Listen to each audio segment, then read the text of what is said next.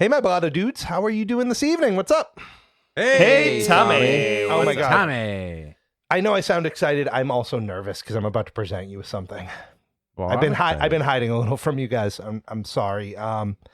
Little side project I've been working on. It's for the Blotto Kingdom. First of all, I want you to know that Right. this is not me Okay. going off solo, which producers have told me I should do, but it is Wait, which more producers? about like just trying to expand things. And so kind of went out and have been working on this little pet project that I think we can roll into Blotto Beatles, whether it's parts of episodes or it's kind of like a side project, or maybe it's the thing that makes us the millions on the Patreon.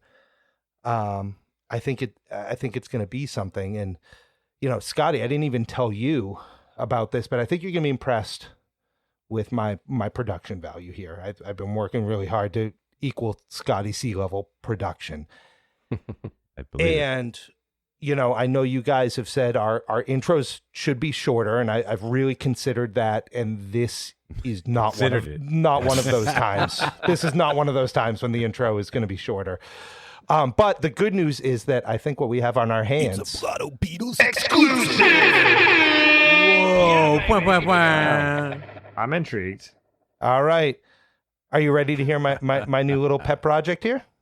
I want to hear this big time. Here we go.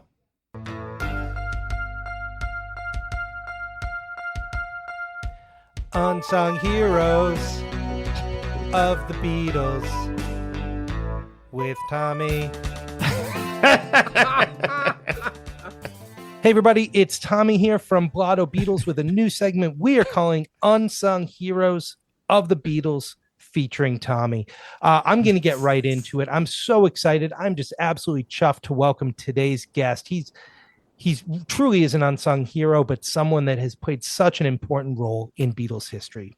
I'm just going to bring him right on here. We've got an all-star with us tonight, the photographer of those Swedish Beatles records, and a man who my research has told me spent a little time with the Beatles when he first met them in Hamburg. I'd like to welcome Mr. Jörg Fjord, but Jorgensen?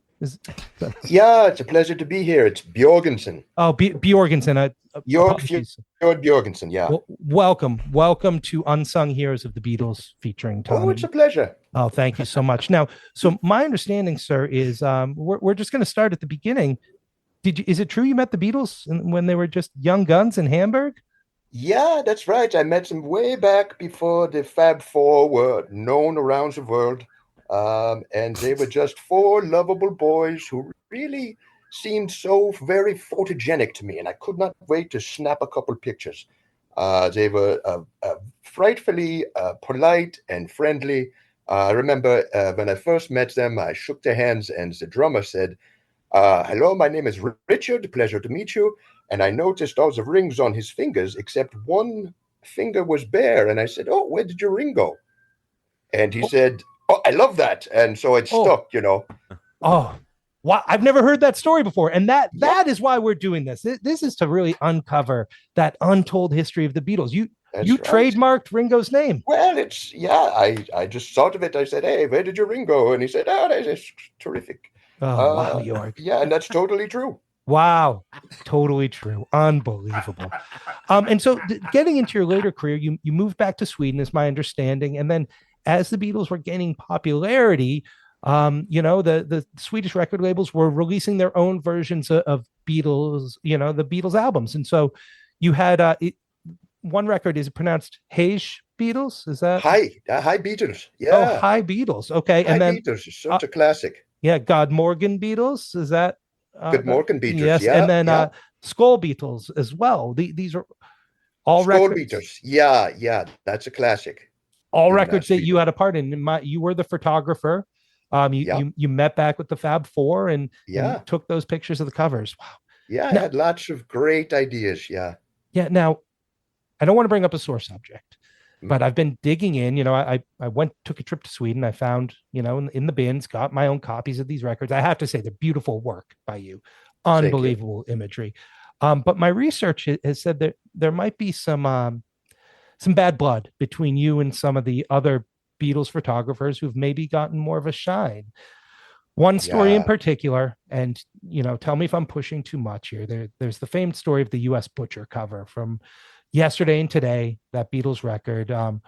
The picture of the Beatles with the baby dolls and the meat, and they're wearing butcher coats, and taken by Robert Whittaker, who's Robert Whittaker. Don't even mention that bastard's name. sorry, but He's terrible. He stole my ideas. The Butcher cover, so stupid. So having these records myself now, I can absolutely see why you're upset, sir, because I do see some of your inspiration, your artwork that brought someone like Whittaker to his imagery. So, for instance, if we just look at the first one, Hi Beatles, right, and that is the famed dentist cover. That's what they call it in Sweden. Yeah, that's right. Yeah, Hi Beatles is a classic. It's half Abbey Road and half Rubber Soul. And so naturally, we thought, let's make the boys dentists. And we had them in the white coats with the thing on the forehead and the light, and they surrounded by dead hygienists. Wow. And I gave the boys those little wind-up chuckle teeth, that they walk across the table. It's so cute. Yeah. So yeah, that was spooky, but yeah, classic. Yeah. Yeah, a little spooky, but cute as well. Like that balance is what I find in your work. Cute and spooky. Yeah. And then if we move forward a bit, Good Morgan Beatles was the next album that you took a picture of, and they call that the referee cover. Is that correct? Yeah, Good Morgan Beatles. Yeah, that was the referee cover where the boys are all wearing the stripes. They had the little whistles, and they're surrounded by dead footballers. Wow. Yeah, just soccer player parts everywhere. Wow, amazing. Yeah. And finally, I think maybe a little less known, and I'm not sure why, because I have this album in just stark imagery, sir, is Skull Beatles, right? And they call that the Mortician's cover. Is that correct? That's right. Skull Beatles, another classic. It's half meets the Beatles and half outtakes from the Yellow Submarine movie. So it's a total classic. And so naturally we thought, let's get morbid. And we decided to take it all the way to the extreme. And we said, the Mortician cover, let's have them surrounded by dead people. Just chopped up body parts. Yes. Wow. Amazing, sir. I mean, I can't thank you enough for joining us, especially on our first version of this segment, and just wanted to leave you with a second before we sign off here. Is there anything you'd like to leave us with? Any questions you have, or any comments about your time with the Fab Four? Yeah, you said you could introduce me to Paul. I haven't seen him since Hamburg, so it would be nice to catch up. Yeah, I said I have a friend named Paul. It's not McCartney. I'm sorry you thought. Oh, well, it's fine. I suppose you could introduce me to him. Once again, Jörg Fjord, but Jorgensen. Bjorgensen. Jorgensen. It's not that hard. Rolls off the tongue. Thank you so much for joining us and for your part in Beatles history. Yeah, it's a pleasure. Thank you. New segment, boys. What do you think? Wow. Wow. so much information. Yeah. So much. Oh my.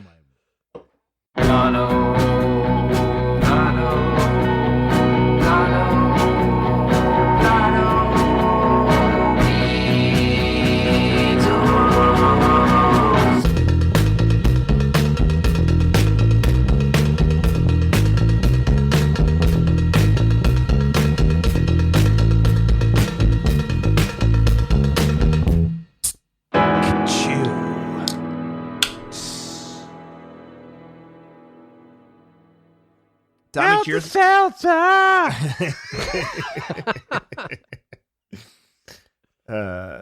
We've got jokes within jokes here. I'm really worried about this edit tonight. But, Yeah, we're fucked. Yeah. should we let everyone know that we're already in arrears? Is this might be clear. Recorded? It's definitely that.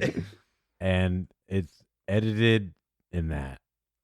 Do we have the clip that says This is There it AI is. Ringo There Starr it here to is. tell you with peace and love that this Blotto Beatles intro was recorded. Show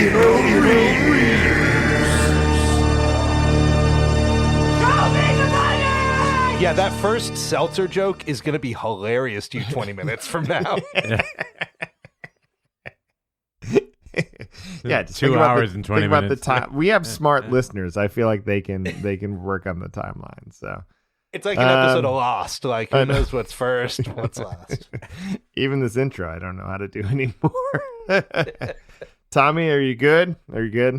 I'm You had great, man. Had a week, you know. Yeah. It's been a work week, and it's one of those weeks that felt like 6 days was stuffed into 5 somehow. But it's been, You're going at as it we 8 know, days a week. I hear. yeah, Yeah, that's like a Ringoism or something right there, Tommy. yeah, 6 But, days stuffed into 5. right? Yeah, that's when he was a sausage maker, I think.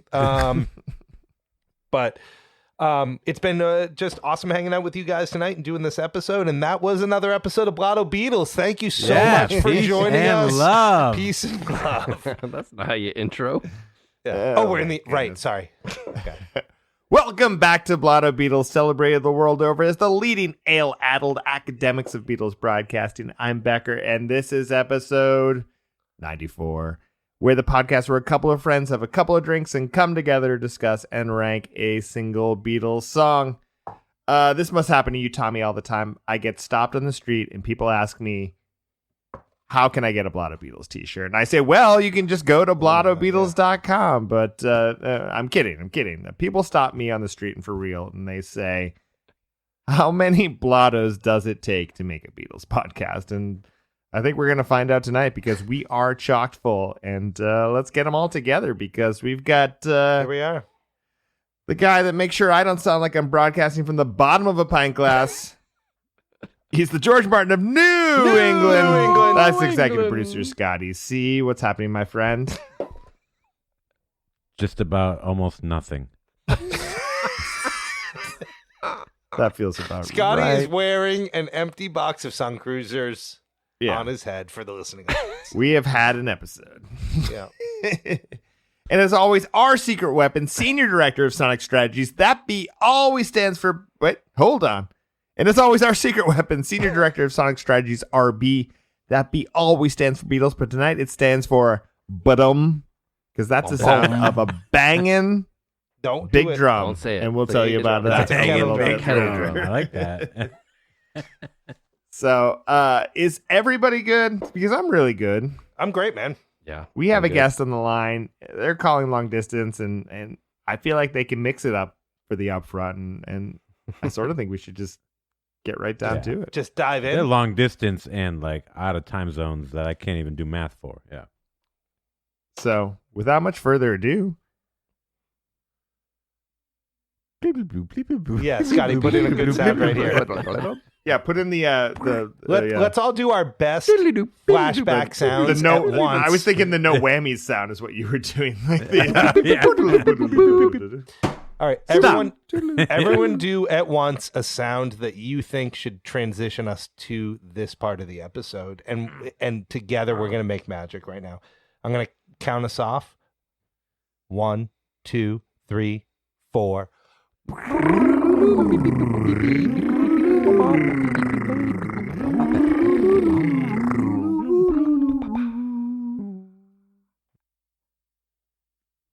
This man truly needs no introduction, but I'm going to try anyway. People often make a fuss about who the fifth Beatle truly is, but if there was like an eighth or ninth Blotto, it would surely be this man. Some call him a political scientist, and others a political terrorist, but I know him as one of the funnier, honest, and sincere podcasters in the Beatles game. Please welcome friend and fellow podcaster Sam Wiles back to the program. Oh, Sam, welcome back. What time is it there, Sam? It is 20 to 2 in the morning. Here we go. And I can't believe I've just been called a political terrorist in the current climate. Paul, I hadn't thought about that. political. Political. Oh. What's How going are you? on, Sam? I'm glad to be back on Dean Martin's favorite Beatles podcast. Yeah. It is about yeah. our age demographic that we hit, so thank you. How 100%. I don't want to say how's it going. How's your Beatles life going these days? Yeah, I'm just kind of overwhelmed by all the products that I'm Oh. like not intending to buy. That's I coming know. out. I have Yeah. that on my list right now, actually. Like I feel like I've crossed over to like the event horizon, like that like the Zen knowledge of I will never own all of it, so why bother trying? You know, just cut to me as the star child in 2001: A Space Odyssey, surrounded by archive edition vinyls. No orbiting me. spoilers, please. I haven't seen that movie.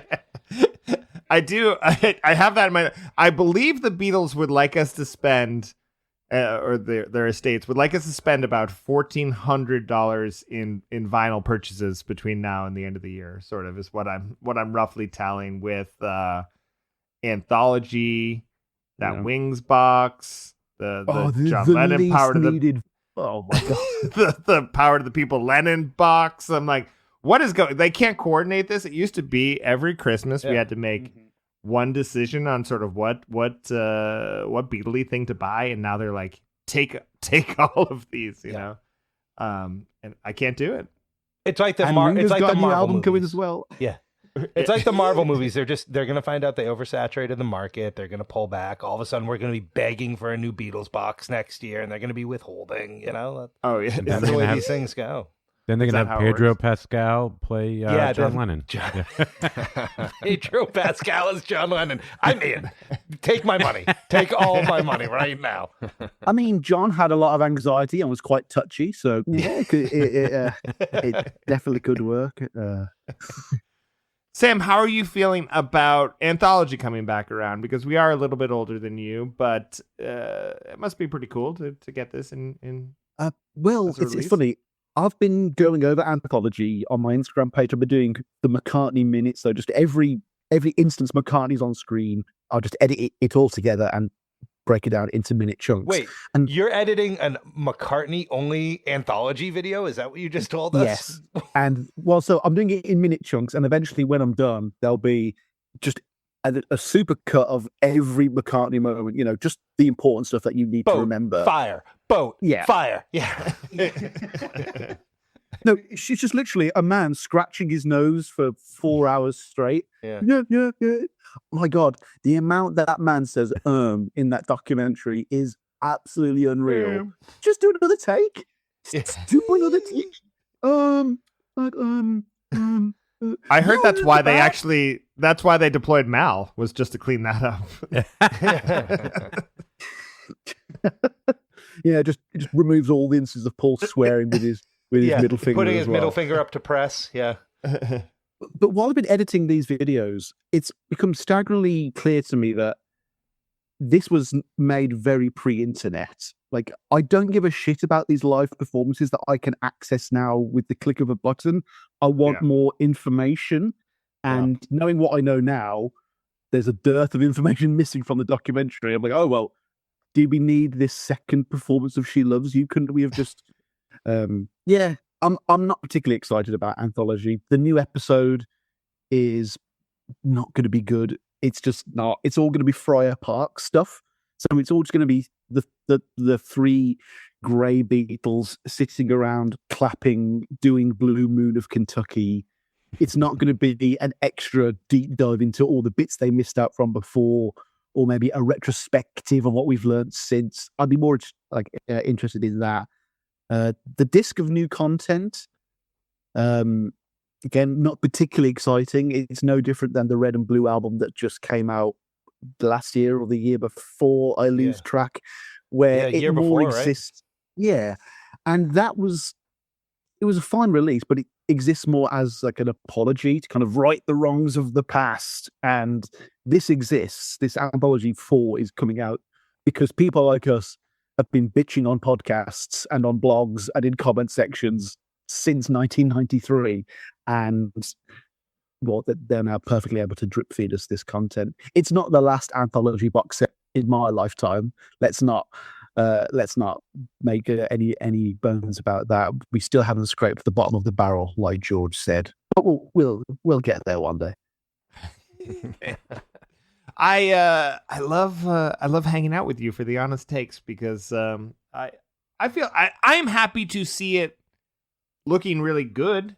That, you know, like as being up-res and being in 4K and accessible. I'm happy about it, and I think exactly what you said is how we absorbed it sort of pre-internet world, it was like Bible when it came out, right? It was like, oh, we haven't seen a lot of this stuff. We haven't heard this. And then now it does seem like they're just behind. I feel like all these bands that gave us their archives like in the 90s are like, oh, we fucked up. We should have waited a little while and then had all this technology and this way to like peter it out and give it to people a little bit differently, you know? So You know what? Maybe this reference will appeal to your age demo, but you know when they re-released The Exorcist as the scariest movie ever made into cinemas, and people went back and watched it, and then they laughed. And that's because we've moved on so much culturally, and like media literacy had grown so much by that point. I'm worried that exposing the TikTok generation to the Beatles anthology is not going to be as well received as things like Beatles 64 or Get Back, that kind of thing. That's been more modernized, I guess. So we'll have to see. We'll have to see. Are they? I haven't done a deep dive into press releases on I've read more about the record releases, the audio stuff. I haven't looked at the episode stuff. Are they just upscaling the original episodes, or are they recutting stuff at all in those episodes, or is the only recutting or only new material what's being added to the very end? So from what I know, they're just upgrading the first 7 episodes, and they're adding an 8th episode of all the unused Fry Park stuff, which doesn't sound particularly interesting to me. I've like a brand new one, with old Paul and old Ringo, maybe talking about the original one. Yeah, it took us 7 years to get the book out. Wasn't that mental? For you listeners, Sam is again scratching his nose as he does a Paul McCartney impression. It's part of it. It's really good. Yeah. Yeah, I think I'm with you on the anthology. I'm happy to see it. We're gonna watch it. I assume we're gonna do some episodes about it. I assume we're gonna invite you, Sam, to come. Oh, talk we'll about make it. content. I know you're gonna watch it. On it. Yeah, but I'm hopeful. Yeah, I'm optimistic. There's a nice nostalgia about it that I'm ready to get back into. I haven't watched it in its entirety since it came out, like live in the moment. Same. It was. As we said back in the day, it was must-see TV. Oh, you've never, since it originally came out, I didn't watch it when it was originally on TV. I watched it on VHS. Sorry. I got it on VHS tapes again after that, and I watched it on the VHS tapes. And then whenever I never bought it on DVD. I don't. Oh wow. Yeah, that's when I really Tommy's. dove in. Yeah, the DVDs for me were the. But I haven't seen it since then. Maybe it wasn't. I'll occasionally still throw it on. Usually the White Album episode, which I feel like is interminably short compared to some of the other sections of the thing, but no, like the entire anthology feels like a student project where they've spent like months and months and months on the opening like 30%, and then they get through and it's like, oh, episode 7, we're still in Hamburg. It's like, oh shit. They're literally saying it. Rubber Stone Revolver were just kind of the same record, and oh my god, yeah, it's like when we were doing our trying to describe the Beatles in 30 seconds or whatever. We just had to like at the very end, you're just like and blah blah blah blah blah blah blah, and they're the biggest band in the world, and they broke up, and they're blah. And John died. Yeah, the end. Yeah, the end. I had a. Go ahead. I have a funny.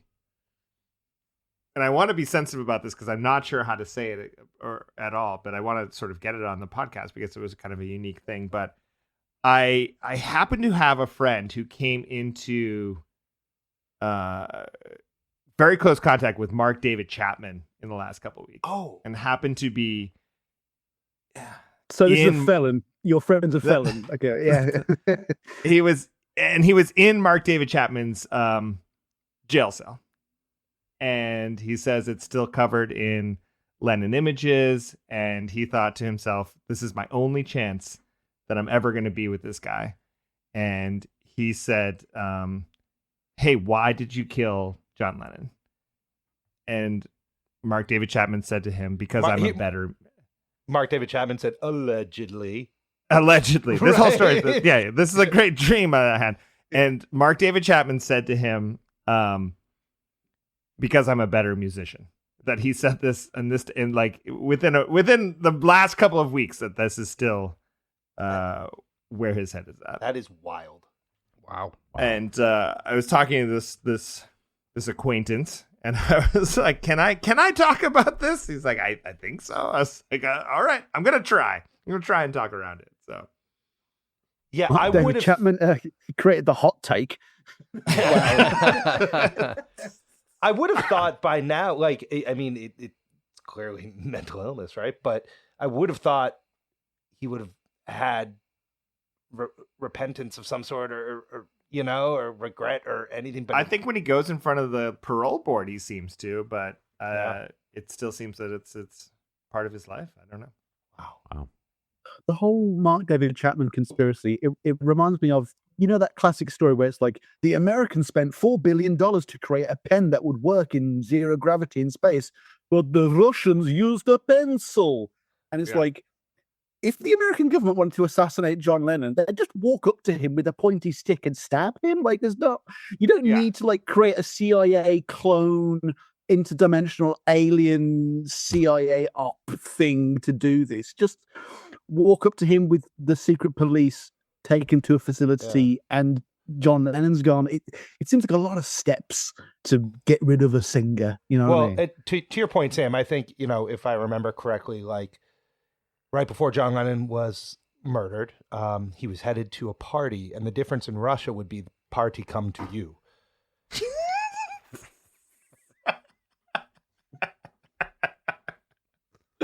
Oh, damn. My God. Damn. Oh, wow. So that's my Mark David Chapman chat. see if that makes the episode. I don't know. I'd say Mark David. Wait, you guys don't like Chat. Yakov Smirnoff? yeah, that's another section of Mark David chat. David Dude. Chapman. All right, it's back. We're back. Welcome back to David Chapman. I'm Mark David Chapman from my prison cell, and I'm interviewing Dua Lipa today. First of all, I'm a better musician than you, Dua Lipa. Can we get Nardwar to interview Mark David Chapman? What if that's what we called our podcast? Was Mark David Chapman? Chapman. The newest Beatles podcast.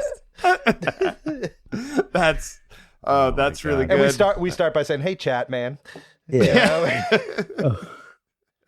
My God. Becker, I don't want any phonies listening to this show. I don't want any phonies. Okay. I don't want our hilarious jokes to get in the way of the fact that is a bananas story. Yeah, I felt pretty bananas about it. That is I'm not doing it justice. Yeah. But no, that is truth being stranger than fiction in and of its way. No, but is that him doing the, when Dharma would put ketchup on chicken legs and go, rah, rah, rah, in front of, is that him doing that? Like he's trolling a Beatle fan for more infamy?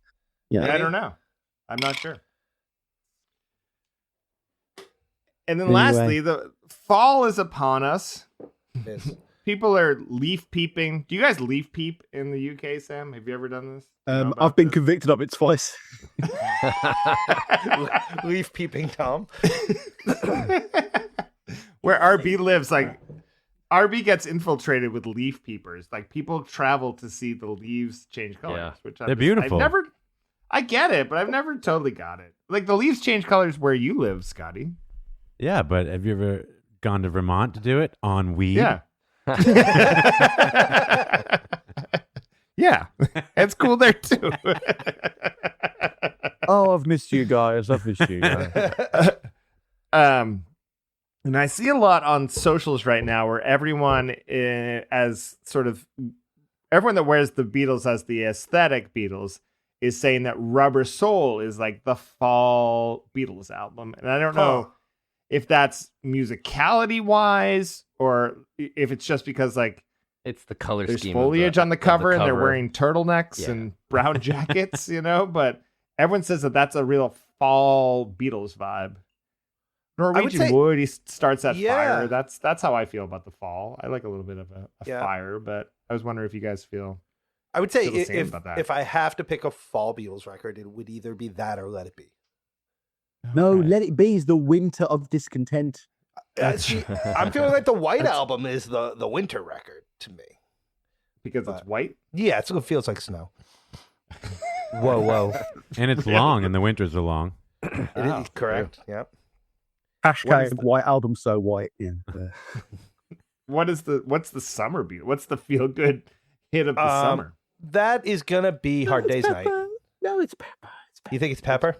Summer of Love. It's the Summer of Love. Okay. So, well, we got a couple options for each season, I think. What is spring? What is the newborn Beatles What are album? we talking about here? What are we doing?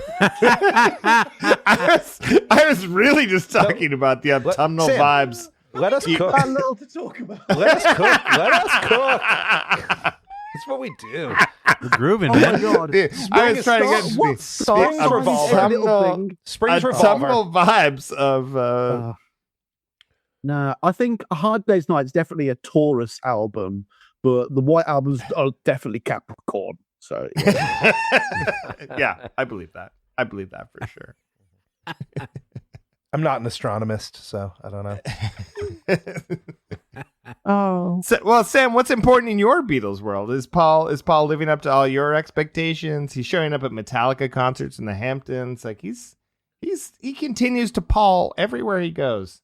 He was out at Oasis. He makes the scene. I don't know what he's doing. With a margarita He shouldn't in be getting hand in planes at every this event. much. Why is he in so many planes? If I was Paul, I would be much more sedentary. I wouldn't be going anywhere. I'd be making when people you're in a come to band me. called Wings, though, you know. Fair.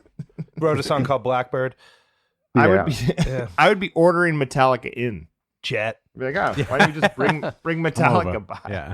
No, there's that classic line from I believe it's the '76 documentary about Wings over the world, and Paul's like, I was talking to some guy saying I'm going back on the road, and the guy said to me, "Man, if I was Paul McCartney, I'd buy the road."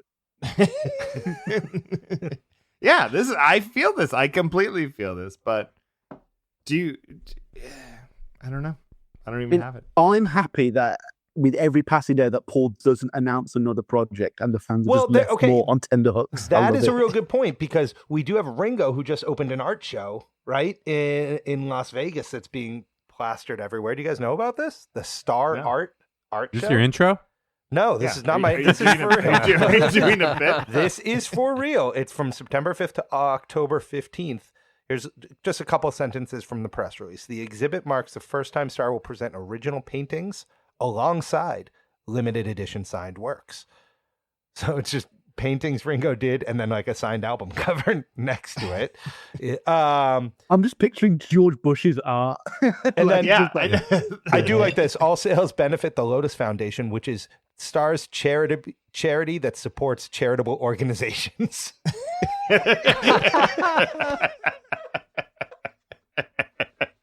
Which I'm sure is great. It's spread out. I'm sure he's doing a lot of good. I'm sure he's doing a lot of good with it. But it does sound like the Human Fund a little bit.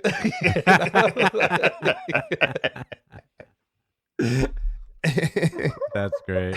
That's so good. I have a charity. What does it do? It supports charitable organizations. Like you do.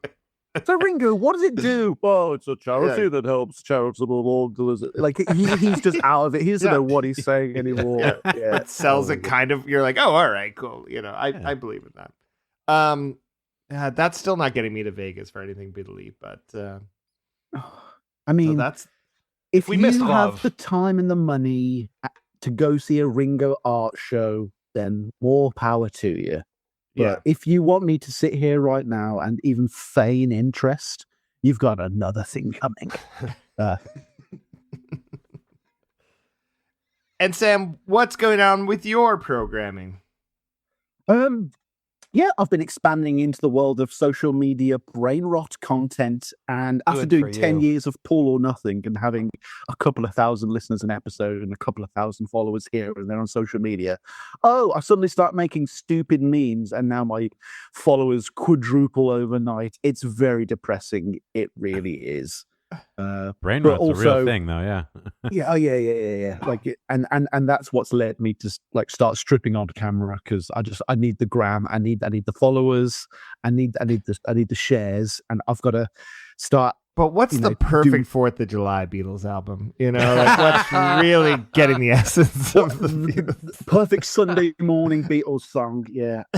Two of us. Well, I'm actually currently working on getting a local radio job, doing a Beatles hour.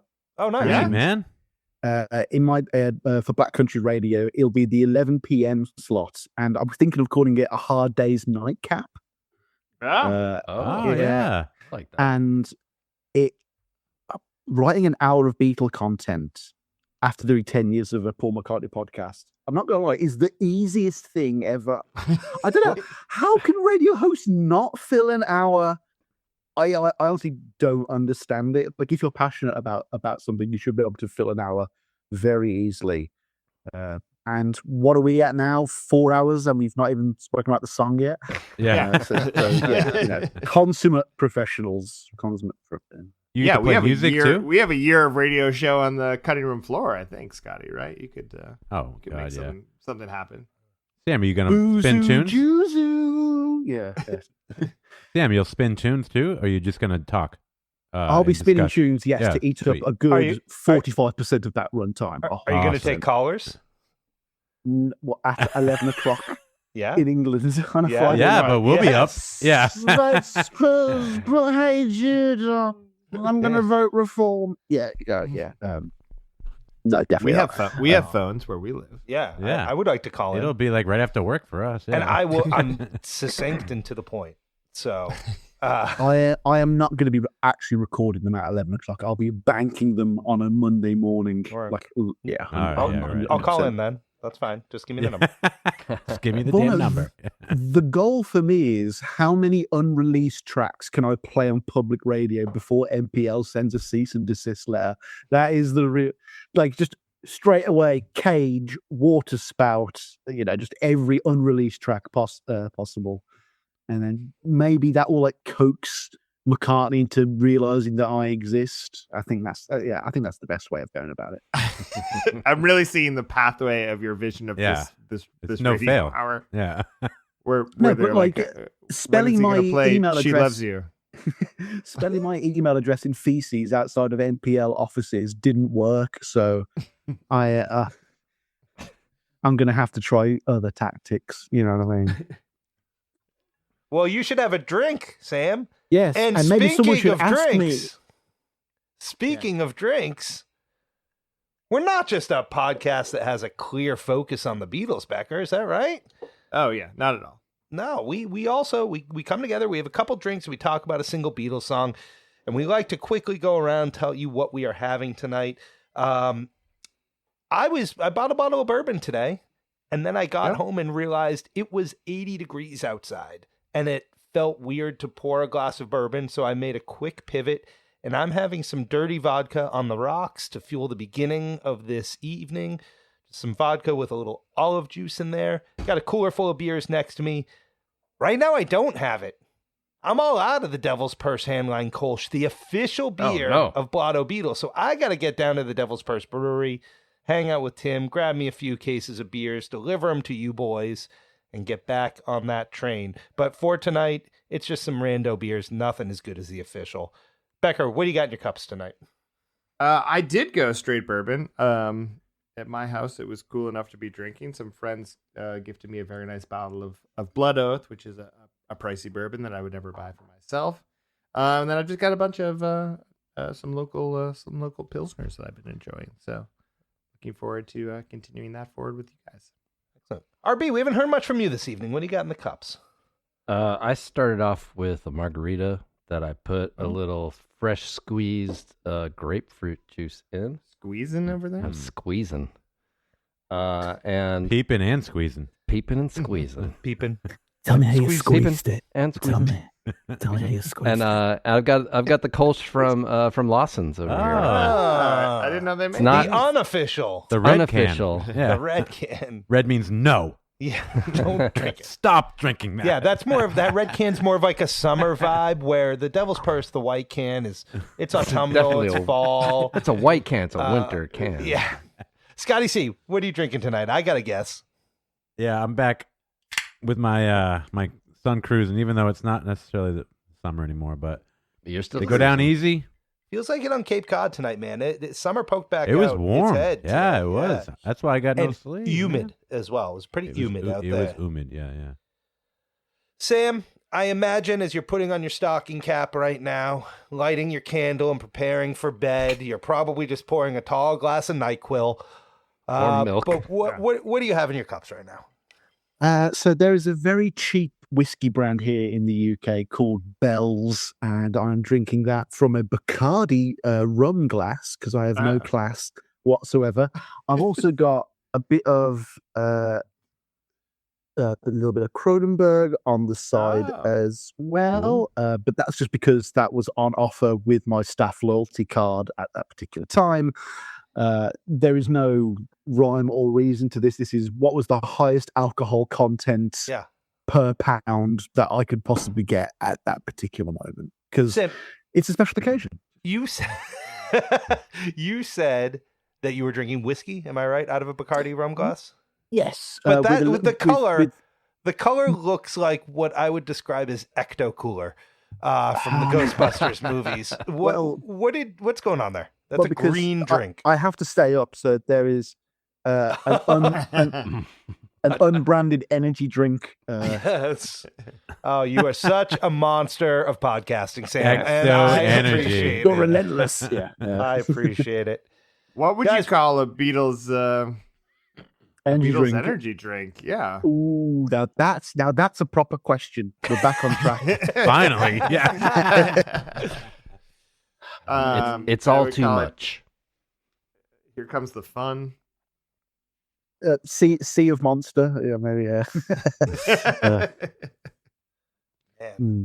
See, this is why it doesn't work. This is a tough one. This is a tough one. I got nothing. Anyone else? No, Scotty. What's your Beatles? Red too. Album Bull. And no, wait. Like, just smash I got it to us now, all going. This is all going to get edited together. Monster Majesty. Oh no. Hey, so that's we'll just call it Within You, Without You. It's an esoteric name. Yeah. The youth love it. So that is what we're drinking tonight, and I think we've been really efficient here in getting through this part of the podcast, and it's probably time to get into this week's track. Scotty C, what do you got on the docket for us?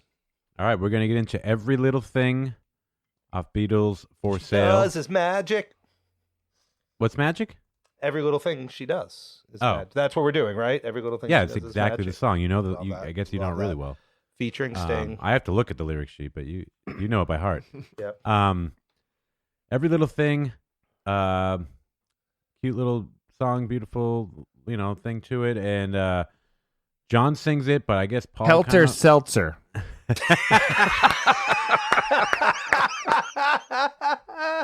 Yeah. I did look at the list of Beatles songs. I needed to be kicked. That is a winner. Sorry.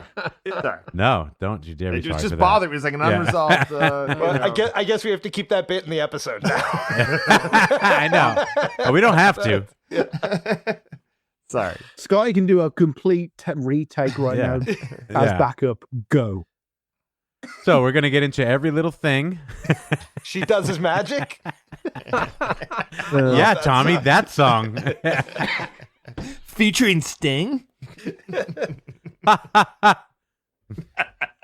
First take geniuses. Oh man. Anyways, this song, John sings it, but Paul it's got Paul vibes. I guess he kind of, was the main driving force writing it. And John also plays the sort of lead stuff, the electric 12-string, and that's cool. Always when you hear him switch stuff up, they're so cool like that. I think it's a little underrated, maybe at this point, but that they could just switch it up. Whether who's playing lead, who's playing rhythm, if they're playing other instruments and grabbing stuff out of closet. I don't know. I just don't hear about that stuff so much anymore, or even from other bands in the time. So I always love that too. But let's give it a listen. We've been back and forth trying to get an episode down at all. This song's been on the list for a while. Yeah. So I'm glad we're finally getting to it. And I'd love to listen to it, and we'll give Sam his he'll get first stab at it. Yeah. So yeah, let's hit pause for a second. We're gonna pause our own recording here. We're gonna listen back to Every Little Thing by the Beatles from Beatles for Sale. Whether you are putting on a piece of vinyl, going to a streaming service, we encourage you to hit pause on the podcast as well. And we'll see you back here in a few minutes for some first takes here. Hot ones. I remember the first time I was lonely without her. Can't stop thinking about her now. Every little thing she does for me, yeah. And you know the things she does for me. Sam, I know this wasn't necessarily one you had picked, but you wanted to come back on. We love having you. We just want to give you first shot here. What's your vibe on Every Little Thing? That little phrase, that little 2-note bum bum right after the title phrase, might be literally the best moment on the entire album. They just like sonically.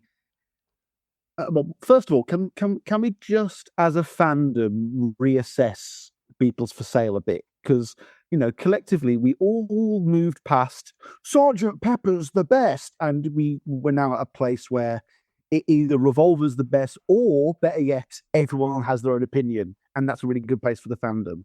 But the whole Beatles for Sale is the worst album. It's bad. They look tired. Shut the fuck. I don't give it. Well, whatever. It's a really beautiful album. Rather like if someone says that, George Martin didn't produce Let It Be. If you hadn't have told me, I wouldn't have known. And if no one had told me that this is supposedly the worst album, there was nothing in my core that would say that Beatles for Sale is the worst Beatles album. It's the one where they put in the least effort. Yeah, it's the one with the most covers on it.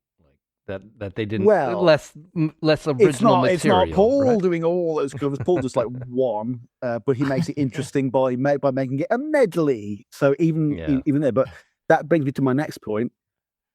This is Paul's album. He has like 3 leads on it, and they're all the best tracks on the album. Rather like A Hard Day's Night. Discuss. Well, I feel like we've already been like Paul-filtrated, for this episode. But I had that in my thoughts about going back to Beatles for Sale a little bit, because everyone's always like, oh, this deserves a little bit more of a re-examination and all of that, and I'm generally fine with that. Every time we go back to these tracks, I'm finding one or two that I'm like, oh, all right, there is something here that I've been overlooking for a long time. But like one of the albums has to be the worst, Sam, right? Like there has to be one that we're like, all right, it's not number one, and this one happens to have the middle ground of them still being artists or coming into being artists, and then everything that came after it. And so I feel like it gets some grief mostly because of where it sits, I would go out on a limb and say I would prefer to listen to Beatles for Sale over Please Please Me. Over With the Beatles as well? Yeah. I would have a hard time with the Beatles. You have a hard day's night doing that. But yeah, I think my re-examination in doing the podcast is more about, Please Please Me not being as cool as I originally thought it was. And not like I love the songs on it. None of this is ever saying the Beatles are bad. But Becker, to your point, something's got to be the worst. And yeah, I think that might be the one for me over this. I think the way this record starts is No Reply, I'm a Loser. And then, Babies in Black on its own is not my favorite Beatles song, but in the context as with those 3, that's a melancholic statement of a band being, that's a sad band right now. and I like that. I like that searching in a new emotion of the Beatles. That is uncharted territory for them at this time. The difference for me is Paul's expanding his horizon. He's going back and finishing off old songs. I'll Follow the Sun. He's got something like Every Little Thing. Oh, this will be the new single, but it's not, and yet it's still that quality. And then you've got like What You're Doing, which is another like complete cold cut of the Beatles catalog that is really underrated. Oh, and John's just copying Bob Dylan. Yeah. That's it. But- Like, sorry, that's just not as interesting as what Paul's doing on this record. You know, it's great for a Beatles biographer to have the hook of Dylan for this particular chapter because you can write loads about Dylan here and really fill it out.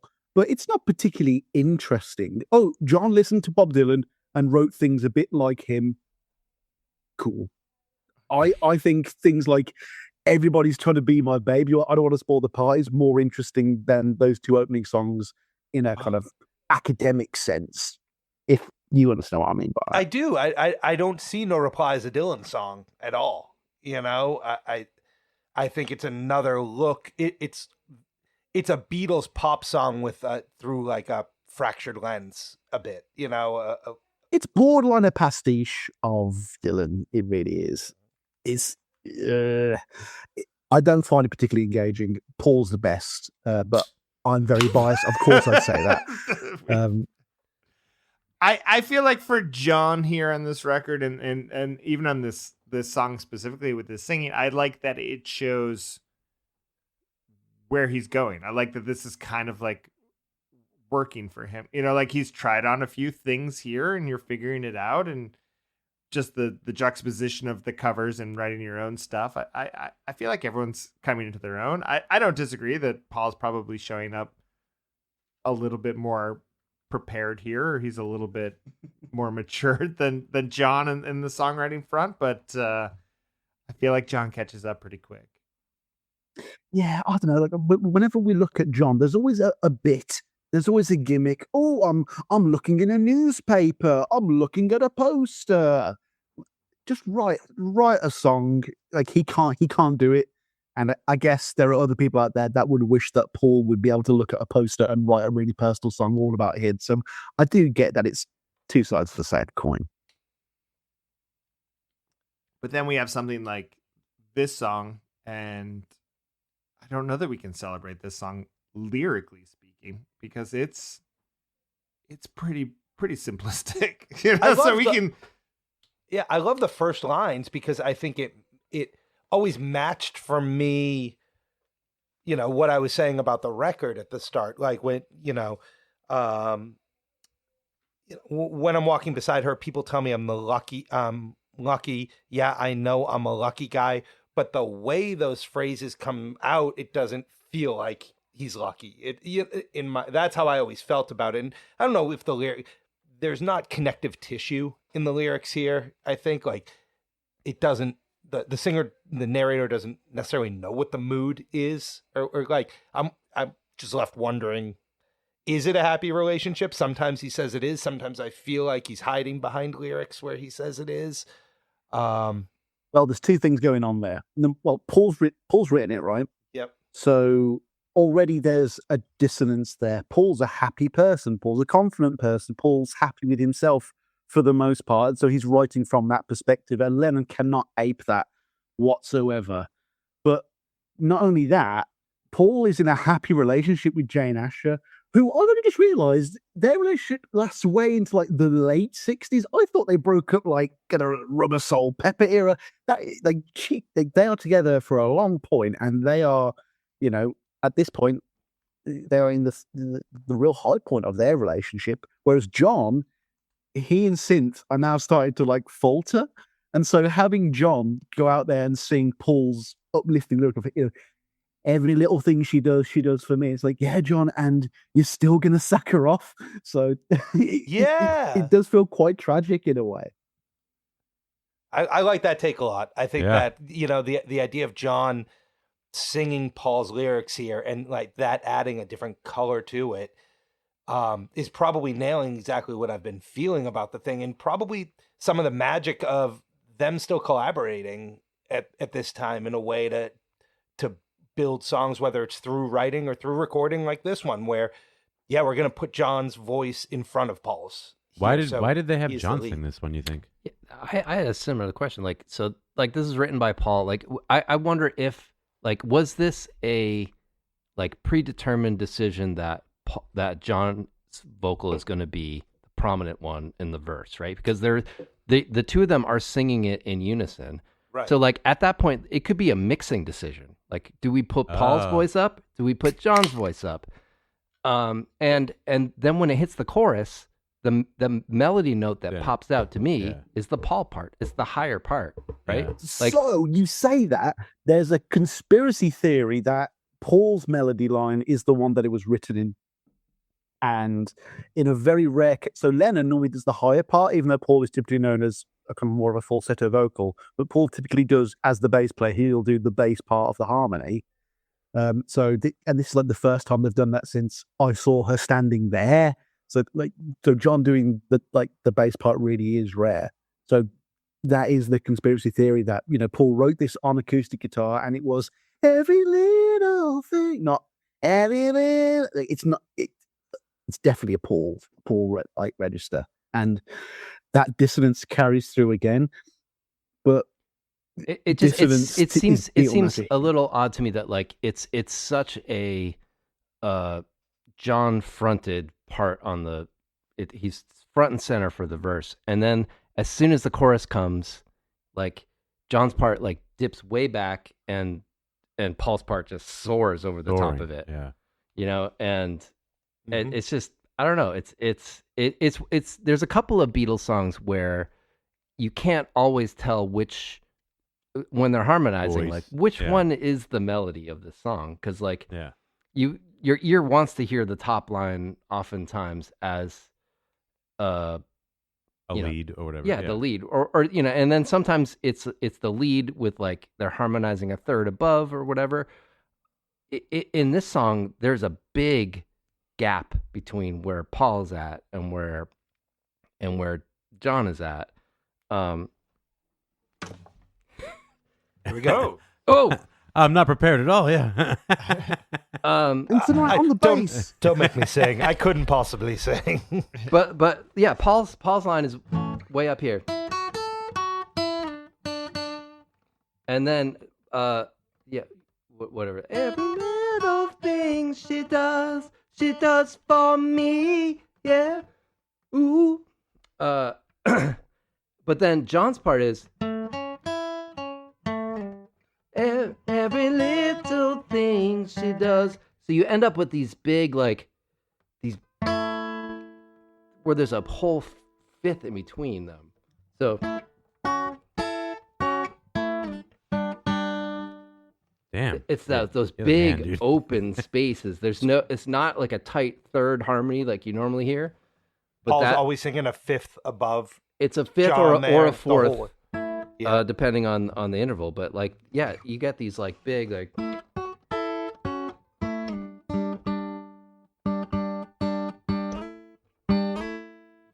These just like big. You should do RB plays the open. Beatles on guitar album. That sounds so good. The album. I want the whole album. I don't want just that. That's so. I mean, to hear it on the, isolated like that is really cool. I appreciate that. Tommy, do you have a timpani to go bomb bomb as well? Oh, there we go. Right. I knew it. When else am I going to be able to use that word?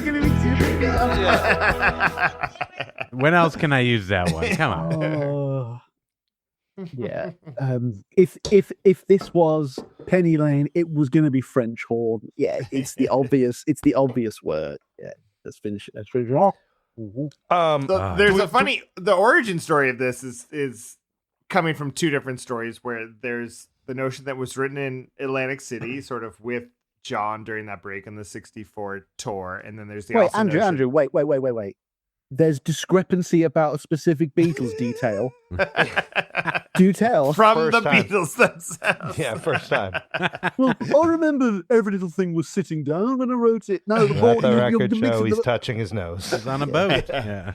I was going to set both you guys up for an impression right now, and I'm still am. And then there's also the notion that it was written at the Asher house while Paul is there.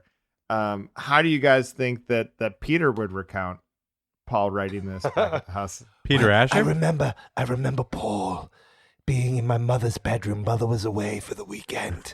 And he just looked, he started going through the cabinets in her drawers and the wardrobe. And he looked at every little thing, even her panties. Every little thing she owned. Damn, this is hot, Tommy. Damn. Have we ever said panties on this podcast? I don't think so. I hate Not that that word. Scotty hasn't cut out. Yeah, I don't cut. think that we've gone there. But Americans and their obsession with the word panty. Like, oh, we're going on a panty raid. Like, oh, Yeah, we do all say that. no American all- has we ever all said say that. You're that's Look, Revenge of the if- look, Nerds. That's no, like, look. yeah, that's as far Hollywood. as I'm aware, Porky's is set in 2025. Yeah, exactly. So I think there's a funny angle of this where these two stories recount very different moments. There is the moment that Paul is talking about this being a moment at his girlfriend's house he's kind of moved into. And then there is this, as it's been recounted, that the Beatles have a lineup of prostitutes in Atlantic City that they're hanging out with for a couple of days. And maybe Paul and John are just whipping this out to impress them a little bit. Or maybe Don't Paul's say whipping this out when you're talking about that. maybe Paul's writing this to feel a little guilty of thinking about his lady back home and some sort of New Jersey debauchery that's going on. Maybe that reframes the context. I don't know, but So I find rather than writing a swimming pool, they're writing a night with hookers. Yeah, that's not going to make Anthology 8. No, maybe not.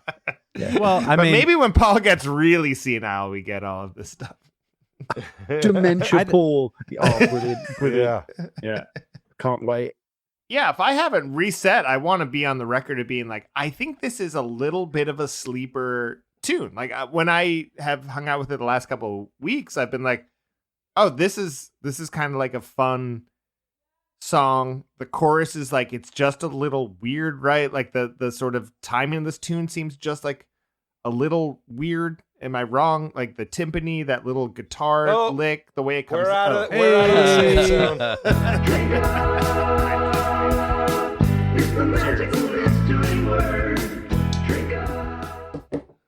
I didn't mean that, but like, there's just something a little like the chorus almost feels not Beatles. Like it almost feels like it could be, and maybe it is the big badum. Like it feels like it could be like a in a different world or slightly different phrasing. It could be like a girl group tune or something like that. Yeah. The way that hits so big, Yeah, I definitely hear that little that. It's also a little non-Beatlesy in that there's just like a verse and a chord. There's no middle eight, no bridge of this song. There's a solo. There's a right? solo, but the solo Yeah. is over the verse. It's nothing different. And the chorus is just two chords. It goes back and forth. It's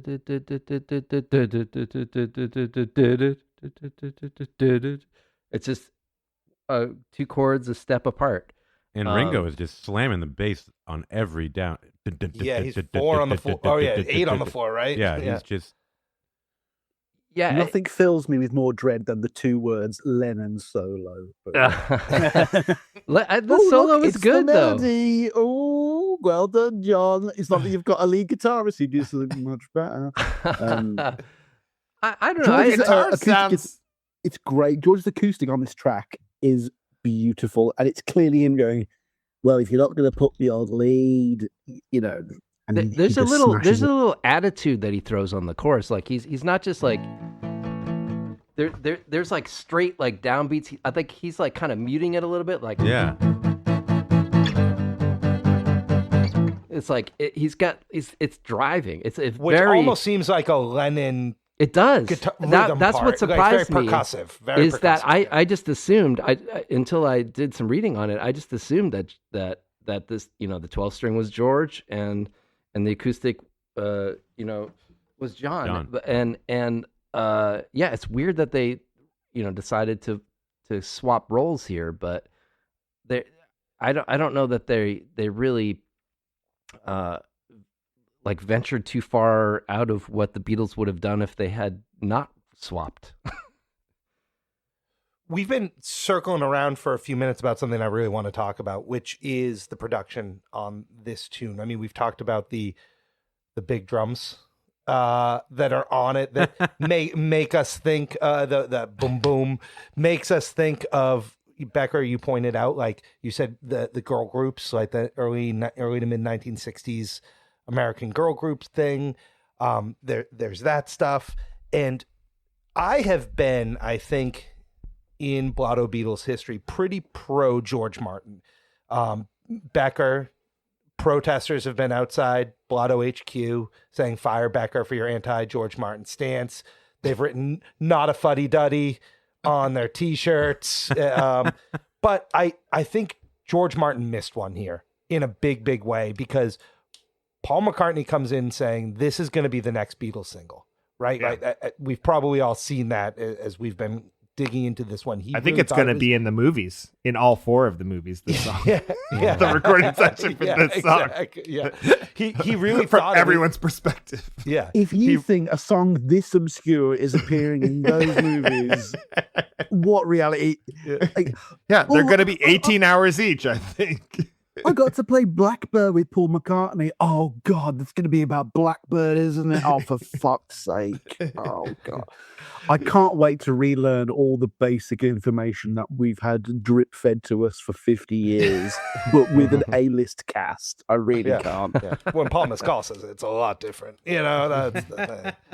Look, I hope that Paul McCartney gets thrown into a Gladiator arena and it's somehow a Gladiator 3 thing, but it's also Paul McCartney. That would be more interesting to me, to be honest. So what I was just getting to is, like, I think a little more time and care. I mean, Be My Baby by the Ronettes comes out in August of 63.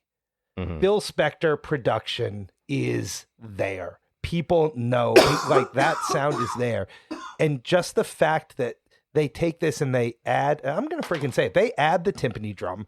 Okay? Oh my God. Wow. Tommy's got an open morning. Yeah. For Sam, No, it's already already morning. Can we It just is a start calling focus. them kettle drums? Yeah, it is a focus because and now I'm in the safe zone. The timpani, brings we're in the safe zone, Okay. but brings us to that style of production, to that Phil Spector style of production. It's got a little, whether it's in a big room or whatever, it's got some reverb feel to it. And you're just like, man, if they had just done a little more with this production, a little more wall of sound feeling, like, listen to the solo for a second and think if this was Phil Spector strings and horns instead of this.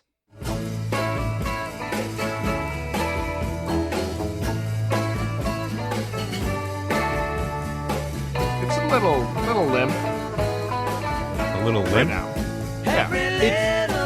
That second half of it, though, like the Panties are still on, huh? Yeah, right here. I'll cut it. I think if that's strings and horns, and that's a few more people in the room doing something, and a little more time and care, this is a big tune. Like, I think someone, Sam, it might have been you, said it's just the most dashed off Beatles record, and that's why people think it's the worst. I think this is a prime example of that. Like, George Martin. Everyone just kinda talks about the missing one. Beatles being tired, but does anyone ever ask George Martin if he was tired? Wow. Tommy, I want to get back That's to a children's book. I think this song's a little I too was with the peppy. lads in the studio. This song's a little peppy for that "Be My Baby" vibe, but I Okay. hear what you're saying. It's not far off though. Like that. No, that you're right. boom, No, I'm just boom, saying, boom, But at the same time, they record this the same day they're doing What You're Doing, and that pretty much is a straight ripoff of that drum part. It starts with boom, boom, boom. Yeah, And- that's true. So I know I said- maybe like, so they're in the same session, and Ringo's probably like, well, I can't do that again, right? But I'm gonna do that again. Yeah. but Same drum part, you're right. Oh I my mean, God. pretty much. But like, Oh, it's been ruined. Oh no. but was Ringo falling out of his chair. really sneaks into this drum part. The whole first verse, there's not even a snare in it. He's just Yeah. like he like sneaks in on the bass drum. You don't get a snare hit until the second Still verse. halfway. Yeah. It's Beatles for Sale, and we don't even have him on the suitcase. Like this is serious. You're right. Although, look, George Martin may not have fully produced this song, but do you know what George Martin didn't do? Shoot a woman in the head.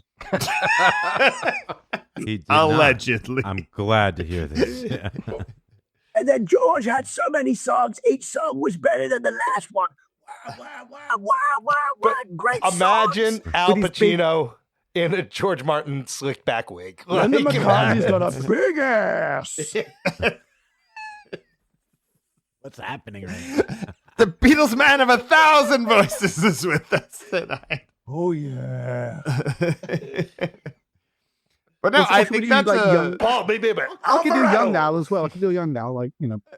Hey, No, John. I think that's a solid way to put it. I feel like everyone was a little tired on Beatles for Sale, and I think it shows through. And Was it their in these fourth moments, album too. in 22 months? Yeah, I think Something you're allowed to be tired. I'm not faulting it. You know, I think it's okay. I'm tired. This is episode 94. You wonder, like, if they had stayed together and done like Beatles for Sale, like a Taylor Swift, like Beatles for Sale, the Beatles version. Like, would they have come back and given this more effort and more time on some of these originals? What a terrible analogy, because all the Taylor's versions are inferior. Let's just. Oh get wow, that hot out take, there. hot. Take, take, Sam. what? 84-year-old Taylor Swift isn't as vibrant as 18-year-old Taylor Swift. Shock horror. Fuck me, right? Oh my gosh. Listen, just because she's in a fake relationship with Travis Kelce, It's for real clout- love, Tommy. Real love. The worst anthology single. Yes, you're right. It is. Yeah, it's a fitting Oh. comparison.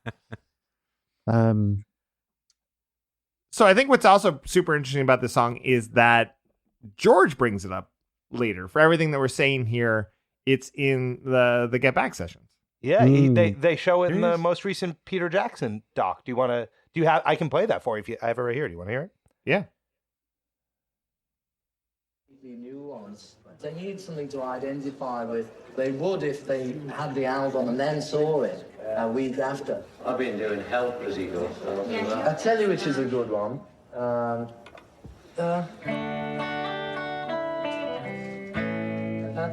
Walking beside her. No, Scotty. To your point, no one knows the words.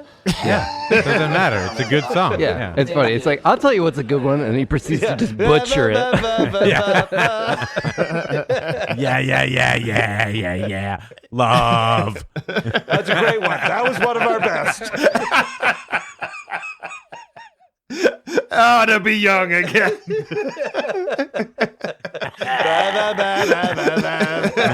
It's like crusty voice. Yeah. Yeah, and they're like 24. You know? Oh my goodness.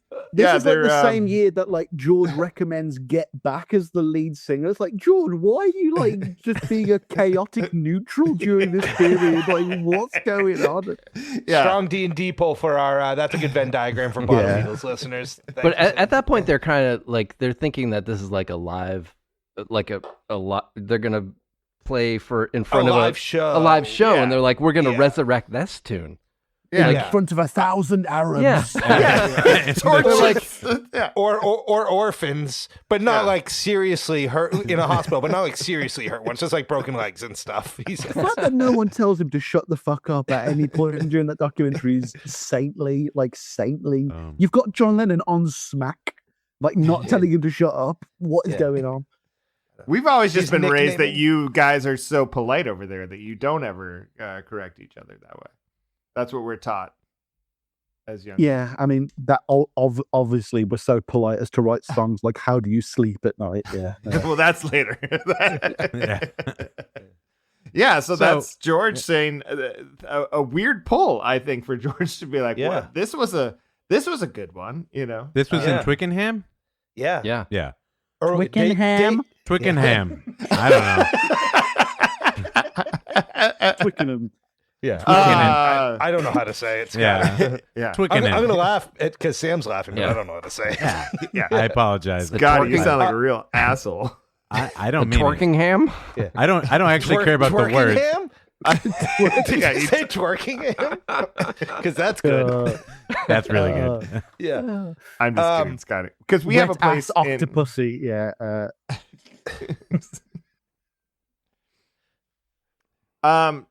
There's a cover of this tune. Did you guys listen to this? The Yes cover? There's We're crushing one it tonight, cover. guys. There's one cover of this song. There's one cover of this Beatles song. And normally we have much more to cover song wise. And it's by Yes in 1969. It's on their debut And record. It's wild. I'm going to give just a little. It throws in the Day Tripper riff, too.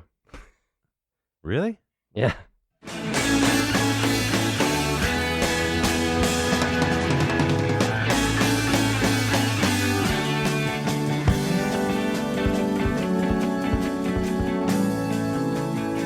I hate to be Sattler and Waldorf here, but more like no.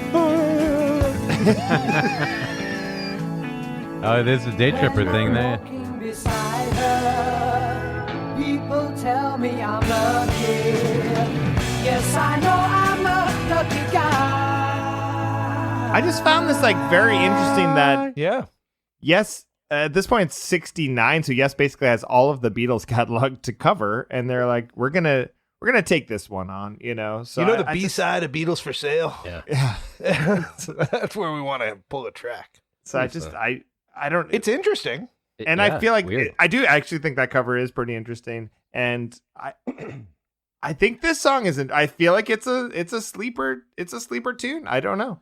John sounds fantastic on it. Whatever's going on with John, he's got future John in his voice, which I always love. It's a little bit of throatiness. Yeah. What did we say is going on in the upfront? I forget. Is it reverbed? Is it ADT? Is it Paul? Like, what is going on in the It's Paul doubling John in the verse. Yeah. In the top. In the beginning? In the first verse? I think so. Yes. Right. I think on all the verses, I think it's the two of them singing together. Yeah. Well, that's fantastic. So John and Paul are singing the entire song together. And then at the chorus, they split apart. And then the verse, they come back together. All right. No, but this is widely regarded as a John lead vocal, though. I think it's in that Paul writes it. John gets to sing lead. John gets to play lead. My Occam's razor here says that the day they recorded it, John was feeling a bit sad. And so they had to, make him interested in this record. And so they gave him both the most interesting parts, whether it was the most appropriate thing or not. That's my feeling. The nice thing about hanging out with Sam is he's never going to start a John Lennon podcast. I can't wait to do another episode on the 50th re-release of the Plastic Ono Band. I mean, that's not John's fault. Oh, the Lennon estate is... You were much kinder about this Wings box set. Wings box I can set no is longer bad. tell you what you like about the Beatles. Excuse me. Being a real Beatles fan is hating the Beatles. Everyone knows this. Yeah, and I think that's why you're just on this right cusp of hanging out with us. Where I'm like, yeah. I'm with you. I get it. Honestly, not you guys, not podcasts that I really associate with, but I cannot listen to a Beatles hagiography podcast.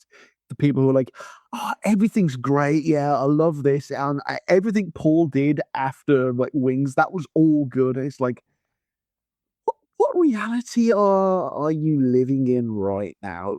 Some of it is objectively terrible. Not like, oh, well, even Paul's worst album is still a 7 out of 10 for Yes. No, some of it is objectively bad. Get your head out your ass. People have flaws. And it's okay. It's okay that Beatles for Sale isn't as good as A Hard Day's Night and Let It Be.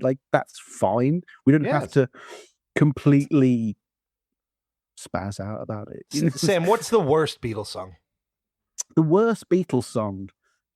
I'm going to say The Long and Winding Road, but that's my personal opinion. My pick too, actually. I hate that song. What's the worst Beatles song in autumn, though? Probably Sun King. God, I'm quick. Yeah. What do you guys think? Anyone have anything else to say about Every Little Thing by the Beatles? ELT. I would like to just touch For that on little. Sorry, I would like to This touch isn't- on during the recording of this. Apparently, during the second session, it it said that take 6 was aborted when Paul burped a vocal instead of singing it, and then take 7 was complete, but it ended in uproarious laughter. Like it sounds like they might have been like I don't know, imbibing a little bit, Blotto? maybe during this session. What do we think? Paul burped a vocal. Burp, Why else would you pick a why I isn't picture Barney kettle from The drum? Simpsons. Yeah. why isn't the burped Yeah, that's vocal what- on Anthology 4? I want Quivering that. lip. Yeah. Yes. Good again. I just think it's so funny that- 7 material. In the 1960s. Oh, and then Paul burped. It was a jovial lark, wasn't it? yeah. My God. Yeah. That's This how ain't I your pictured daddy's George faulty Martin. That is towers. how I pictured George Martin in the time. So then really do. I was with the lads. I was with the lads in the studio, and then Paul had a little too much CO2 in the old larynx, and it was a bit of a knees up, if you ask me. Yeah, we had a larf. We had a good larf. Good luck. Did anyone read about how John was apparently putting loads of extra guitar fills after every phrase in this song, but then chose to take them out at a later date? To me, that's like setting up the Let It Be, Hey Jude, I'll play anything you want me to play. So in Paul's head, yeah, when I'm gonna scratch my nose for this for anyone not watching right now. Yeah, you know, if someone writes a bunch of annoying guitar parts, they'll just choose to remove them from my song because it's the best thing to do. And that sets it up. I think this is the prequel to all of that. 100%. Scratch. I love all these little guitar-y licks, whatever they like. I love the sound of it. It sounds different to me. Like there's just it all works on this tune. You know, I don't know where I would slap it up to rank it, but I've That's a enjoyed different hanging out podcast. with this song. The last. Do you think it's time though? I'm trying. Is it time? I'm trying to get us there. Is it time to rank this one? I think in all of this, talking about the lyrics and talking about the guitar part and talking about that ba-dum-dum drum, I just feel like this song as a sum of its parts is a little bit of a sleeper. And I think that I've come around on it. I think this past couple of weeks with it has given me a little bit more appreciation. Talking it to you folks is just giving me nothing but confusion. So I think it's probably time that You we... think? Are you talking ranking right now? I think that we probably should put it on the big old board of Beatles. You're ready to put this on the big old list of Beatles songs that we're ranking as we go, Becker, from best to worst? Well, let me just run down some highlights of where we've been for you, my friend. All right? Because you might forget. It's been a little while. For a while. So currently sitting at number 1, we have Happiness is a Warm Gun from the White Album. At number 25, currently, we've got Within You, Without You from Revolver. At number 50, we've got I'm Down. That's a single. At number 75, we've got Babies in Black. That's from Beatles for Sale.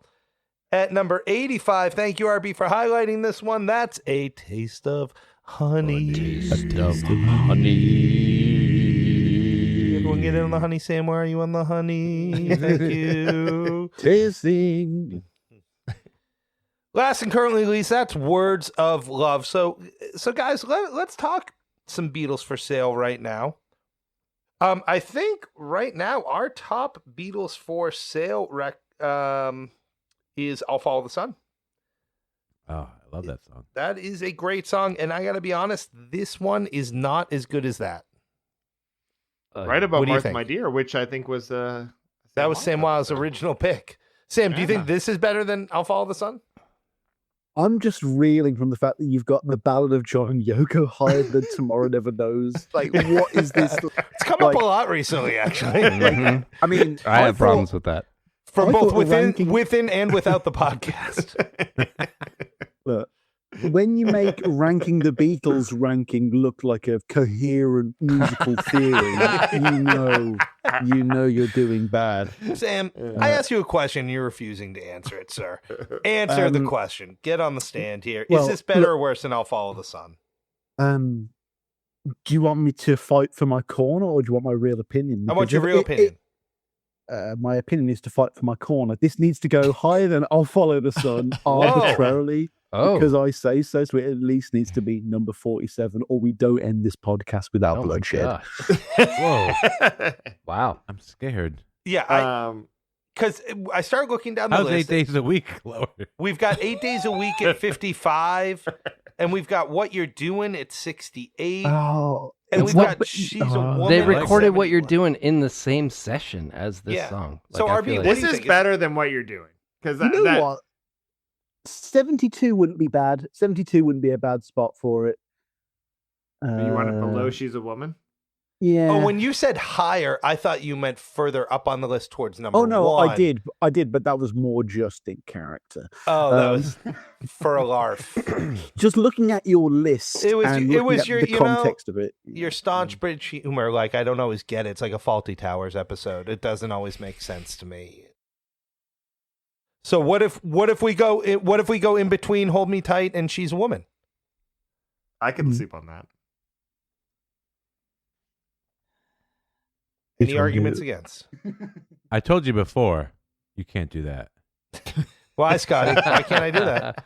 And I just saw the title. All right. I think without any dissent in the vote, this is our new number 72, everybody. All right, everyone. This we has been did fun. it. Wow.